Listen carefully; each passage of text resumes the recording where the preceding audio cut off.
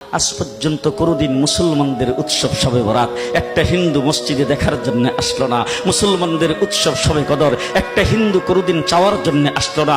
মুসলমানদের উৎসব রমজান মাসের রোজা একটা হিন্দু কোনোদিন তোমার সাথে সমাজ করার জন্য রাখলো না। একটা হিন্দু কোনোদিন তোমার ঈদের নামাজে আসলো না। একটা হিন্দু কোনোদিন তোমার সাথে জুমার নামাজে অংশগ্রহণ করলো না। তোমাকে দেখার জন্য পর্যন্ত আসলো না। তার কারণ হলো হিন্দুরা মনে করে এটা মুসলমানের উৎসব, আর তুমি মুসলমান হইয়া হিন্দুর দুর্গা পূজায় কিভাবে গেলা? তোমার কি হয়ে গেল? তোমার কি লজ্জা শরম তুমি ধুয়ে ফেলে দিয়েছো? তোমার কি কোনো লজ্জা শরম নাই? লজ্জা শরম নাই? আবার কি সুন্দর বলতেছ, ধর্ম যার যার উৎসব সবাই। হাই হাই হাই, ও মুসলমান যুবকেরা ভালো করে শোনো, ধর্ম যার যার উৎসব সবার, তাইলে বিয়া যার যার বউ তো সবার।